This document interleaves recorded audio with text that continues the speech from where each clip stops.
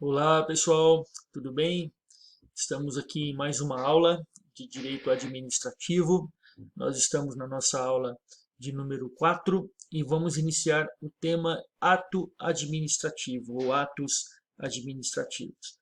Para iniciar, eu gostaria de recapitular com vocês um pouquinho o tema do fato jurídico, né, que não vai necessariamente nascer, né, no regime de direito público, mas eu diria que ele é estudado no direito civil e ele é um tema comum tanto ao regime de direito público quanto ao regime de direito privado. Vamos relembrar, né? Quando nós estudamos pessoas, bens e fatos, nós estudamos o fato como todo acontecimento, né, da vida. Então, o fato ele pode ser jurídico, né? Estamos aqui. O fato ele pode ser jurídico, como ele também pode não ser relevante juridicamente. Existem fatos sociais, fatos econômicos, fatos políticos, que não necessariamente, né, repercutem na esfera jurídica. E existem os fatos jurídicos. Os fatos jurídicos, eles também se subdividem em fatos naturais ou fatos humanos. O fato natural é aquele fato involuntário, que pode ser um fato ordinário, um acontecimento da vida que se espera, né, venha a ocorrer, como por exemplo o nascimento, como por exemplo a morte, mas também o fato extraordinário, que são aqueles fatos é, excepcionais. Né? Imagine então um desastre natural, né? E esse fato então ele se torna um fato extraordinário e natural extraordinário. E existem os fatos humanos, e aqui nós temos o conceito de ato. O fato humano é o ato jurídico, no sentido estrito, porque a característica do fato humano é a sua voluntariedade. Significa aqui que houve a ação e a ação, né, decorrente de uma manifestação de vontade do ser humano. Então temos aqui o fato humano. O fato humano ele pode ser comissivo, representado por um fazer, como pode também decorrer de uma omissão. Portanto, ele é um fato omissivo. E o fato humano ou o ato jurídico, ele pode ser um ato lícito, que tem conformação com o direito, ele tem chancela do direito, ou ele pode ser ilícito, né, porque é contrário ao direito. E aí nós temos um conceito de ato ilícito, inclusive no próprio Código Civil. Né, o ato ilícito, né, inclusive como sendo aquele culpável, aquele que resulta em dano, aquele que contraria a ordem jurídica e passível, gerador, inclusive, fonte de obrigação de indenizar. Muito bem, feita essa rápida recapitulação, vamos pensar agora, vamos recapitular, né, que o fato jurídico, todo evento em razão dos quais nasce, se modificam, subsistem ou se extinguem relações jurídicas, o ato como espécie de fato jurídico que se peculariza pela existência de manifestação de vontade. Agora vamos pensar no ato administrativo. O ato administrativo e o ato da administração. O conceito, eu vou avançar um desenho aqui para que vocês já tenham uma percepção do que nós pretendemos mostrar.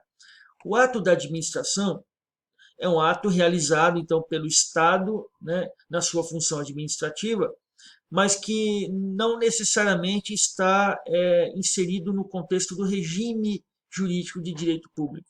E os atos administrativos aqui são aqueles atos que se inserem no regime jurídico de direito público e estão contidos, então, portanto, no conjunto maior de atos da administração. O ato da administração desenvolve todos os atos praticados pela administração pública. Então veja que o critério de definição de um ato administrativo se dá pelo sujeito. É o ato, né, praticado então pela administração pública, não é qualquer pessoa, é a administração pública realizando. E esses atos da administração vão englobar os atos administrativos, que são aqueles praticados pela administração, excluídos, né, os praticados por particulares no exercício das prerrogativas do poder público. Envolve também atos materiais, né, e envolve atos de direito privado praticados pela administração. E o ato administrativo, que é o nosso tema, ele é um ato que tem a peculiaridade de ser praticado necessariamente pela administração pública por intermédio de um agente público, um agente privado investido de prerrogativas e prerrogativas, perdão, deixa eu voltar aqui, prerrogativas públicas, Eu quero corrigir já, enquanto eu estou dando a aula, não tem problema. Públicas. Isso. Que deve ter como objeto imediato ou imediato a satisfação de um interesse público e também que tenha que se sujeite ao regime de direito público. Falamos aqui mostramos o desenho sobre a relação entre ato da administração e ato administrativo. Os atos da administração contêm atos administrativos. E aqui alguns exemplos de atos da administração, né? O conjunto maior: atos de direito privado, atos materiais, atos de opinião, juízo, valor, atos políticos, contratos diversos. Aqui nós não estamos falando, então, necessariamente de contratos administrativos, atos normativos, atos administrativos propriamente dito, em sentido estrito. E essa classificação é da professora Maria Silva, desculpe, Maria Silva de Pietro. Deu um branco aqui. Qual que é a estrutura do ato administrativo? O ato administrativo ele contém manifestação de vontade, e aqui a vontade, né, manifestada pelo Estado ou do particular investido na função pública. Ele segue um regime de direito público, portanto ele é um ato inferior às leis e deve seguir o princípio da legalidade estrita. Ele produz efeitos jurídicos, né, ele modifica, ele extingue, ele cria, né, direitos e obrigações das outras pessoas. Ele é exercido com prerrogativas em relação ao particular, porque nele vai incidir o princípio da primazia do interesse público sobre o particular, e ele é um ato também, né, que sofre o controle, a submissão do Poder Judiciário, sofre controle do Poder Judiciário. Muito bem. Os elementos do ato administrativo. São 5 elementos. Nós vamos estudá-los, né, com vagar, cada um dos elementos que compõem o ato administrativo. O primeiro elemento do ato administrativo é a competência.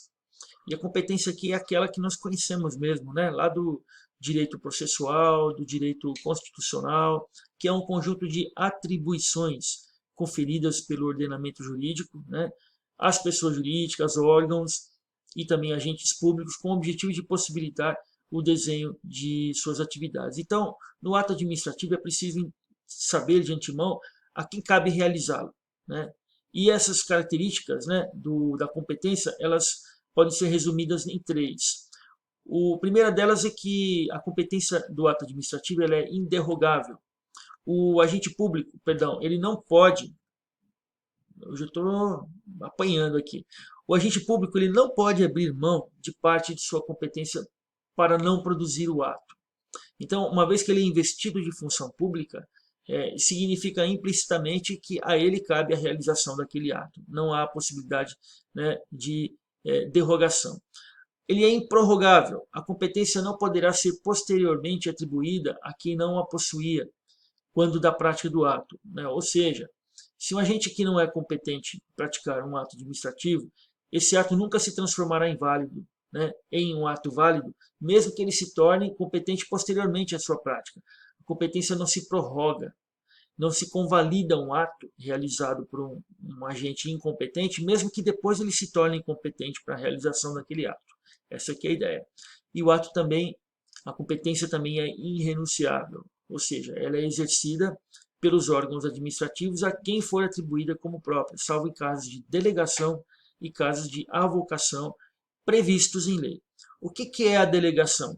É um fenômeno, né, pelo qual um órgão administrativo ou um agente público transfere para outros órgãos ou agentes públicos a execução de parte das funções que lhe foram originalmente atribuídas. O presidente, por muitas vezes o presidente da República, ele delega para os seus ministros determinados atos administrativos que são de sua atribuição, de sua competência original, e não são exclusivas, né? Ele pode, portanto, realizar a delegação e o faz. Da mesma forma, ocorre a delegação nas demais instâncias hierárquicas. A delegação ela decorre, inclusive, do poder hierárquico que existe, né, no âmbito da administração pública. E a avocação seria um movimento inverso, é um fenômeno inverso ao da delegação, porque consiste na possibilidade de um superior hierárquico trazer para si temporariamente o exercício de competências legalmente estabelecidas por um órgão ou agente hierarquicamente superior. Então, a lei define as competências, as atribuições, mas o órgão ou o agente superior pode avocar a competência de um agente inferior e esse agente superior, então, realiza o ato que seria originalmente da competência do agente inferior. Isso se dá por meio da avocação. Muito bem. E existem os vícios de competência, né? Que são 3. Nós podemos mencionar aqui a usurpação de função, que vai ocorrer quando uma pessoa se faz passar por um agente público. O usurpador de função ele comete o crime, inclusive definido no artigo 328. Né? E esse ato, né, praticado pelo usurpador de função, ele é tido como ato inexistente. Seria um equivalente a uma nulidade absoluta, mas é como se o ato não tivesse sido realizado. Existe também a função do fato ou funcionário de fato. Ocorre quando a pessoa que praticou o ato ela está irregularmente investida no cargo. O agente ele era um servidor, né? Ou ele é um servidor, mas ele está erradamente investido no cargo por estar suspenso ou porque se aposentou, mas ele aparece no dia seguinte trabalhando já não investido daquela função. Então se trata de função de fato e não de função de direito, portanto um vício de competência. E um terceiro aspecto, né, uma terceira forma, ou vício de competência, é o abuso de poder, que é a modalidade do excesso de poder ou excesso de competência que ocorre quando o agente, embora competente, ele excede os limites dessa competência.